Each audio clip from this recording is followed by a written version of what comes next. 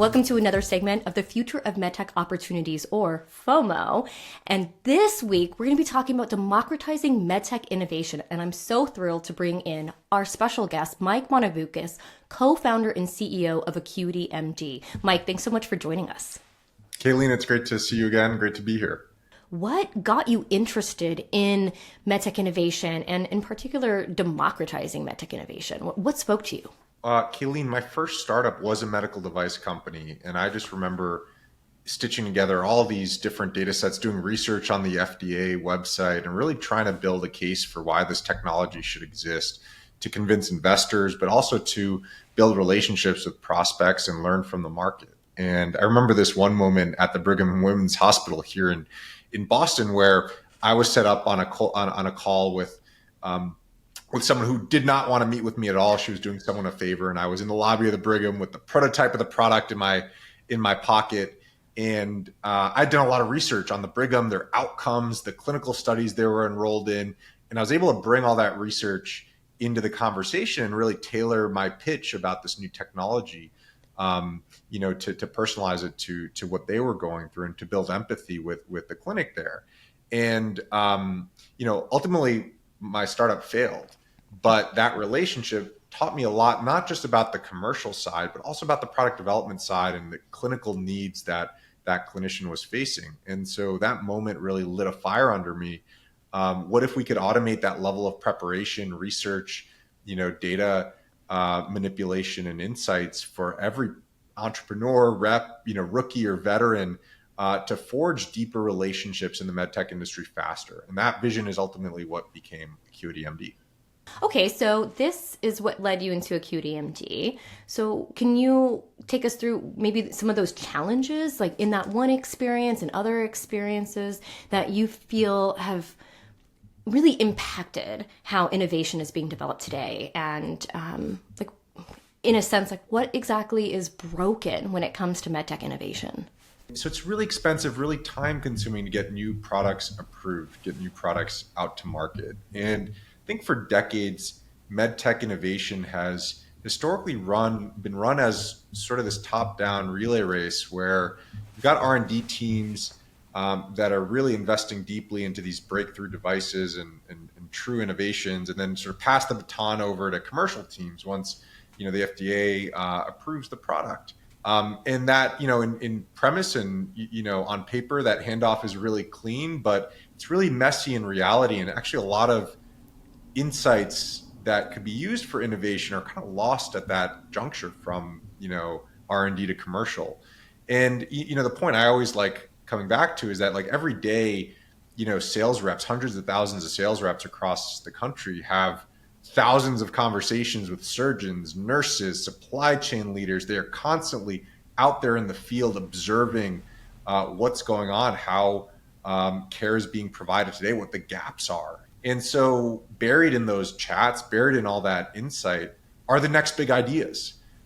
Definitely understand the challenges and where we need to go. But can you help me understand where we are today with technical advances or achievements? What's the state of the union? Yeah, I think today we are starting to make really great progress on synthesizing across a variety of different pieces of data and tailoring the insights specific to a use case that drives action. And so I know it's a lot of lingo. What I mean by that is, that moment at the Brigham where I built the call plan and did all that research, that's now available in a click, right? And what we do at AcuityMD ingests all sorts of product data, territory, quota data, live market signals, and tailors a pitch personalized to the rep and to the surgeon that they're about to meet with suggested talking points and, next steps. And so that's saving people time.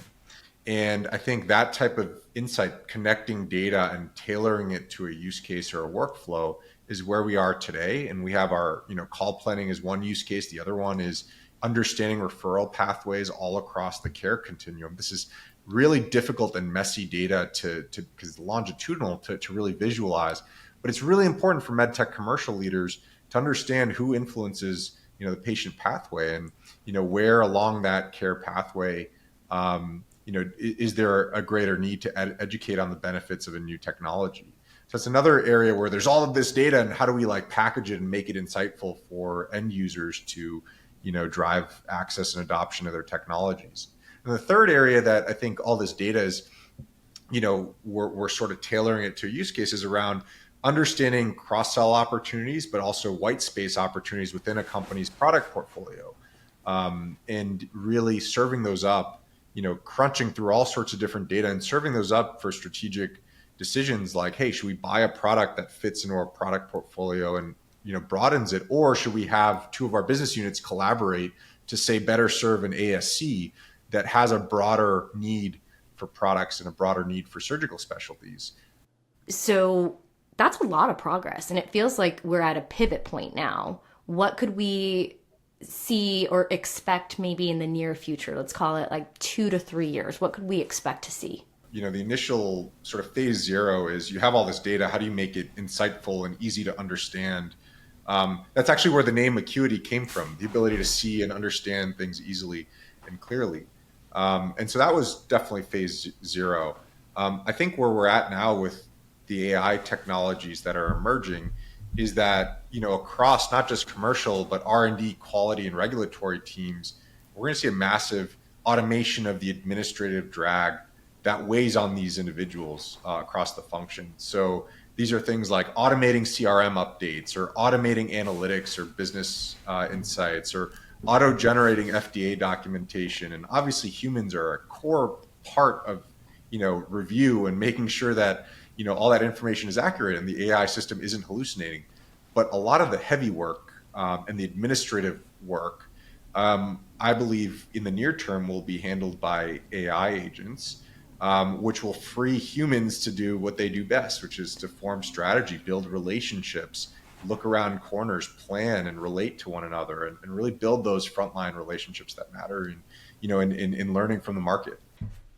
What about looking into the future, Mike? So no holds barred. This is just your personal opinion. We're not going to hold you to it, but let's say in a decade from now, what could we see? And I think, underpinning all this, like Kayleen, you've got what, a 3-year-old, I think you were saying? Good memory. Yes. Yeah. Yes. So I've got a 2-year-old. My son just turned 2. And, when he was born, I wrote him a letter capturing what the world looked like, when he was born a couple summers ago. ChatGPT had just come out. And in that letter, I sort of joked, to him about, would you ever have to write an essay? Like, are you ever going to drive a car without using AI? And, rereading that letter, even just 2 years later, reminds me how fast technology evolves and, how quickly new technologies like, co-pilots or, the LLMs or self-driving cars can embed in day-to-day experiences like writing or driving. It's like very fascinating how quickly, if it really nails the use case, how quickly these technologies can disseminate. So, I think in the medium term, I think what's going to happen. So we mentioned, short term, kind of automating insights and making it very easy to crunch through data. Kind of near term, automating work and making, giving that administrative time back. I think in the medium term, what's going to happen is these AI systems are just going to be able to collect a ton of different information from the field in new ways. Instead of having sales reps manually enter information into a form, AI systems might just be able to have natural language conversations with sales reps that then, can tag, pain points in the market to then cluster different types of innovations or different types of product improvements that could that could benefit surgeons. So I think the AI systems will evolve to collect data and cluster data and sift through things like adverse event reports or product complaints or usage trends or clinical literature to really understand what's going on in the market with these products. And then one thing that I think AI systems are really good at, if you look at some of the big, MedTech platform innovations, you have things like stents and lithotripsy and balloon catheters. These are technologies that were applied not just to one, part of the anatomy, but to multiple specialties, right? Lithotripsy is a great example, right? From kidney stones to shockwave. now, and the acquisition by J&J, and that cross specialty pattern matching is something that I think medical specialties are just not great at doing themselves. They're trained and kind of siloed for good reason into their specific track. But I think AI systems are going to be really, really good at really understanding, hey, there's a technology that has this impact on the anatomy. Where else could it be applied? Where else are there clinical issues and adverse outcomes where this technology specifically can fix? And so I know I'm, taking a while to answer your long-term, vision here, Kayleen, but I think in 10 years, we're going to have products and technologies that have been proposed by AI systems and that are in the market, being sold and being actively used by surgeons. And that the AI system will have collected the data, connected the dots, and proposed the concept for then humans to act on. Ooh, that is really encouraging and exciting. And you know how much I love artificial intelligence. I think that in itself is just the soundbite. That's what the future is. The future of MedTech and MedTech innovation is democratization. So with that in mind, thank you so much, Mike Monovoukas, co-founder and CEO of AcuityMD, for joining us on the future of MedTech opportunities. I loved every second of it with you. Thanks, Kayleen. It was great to be here.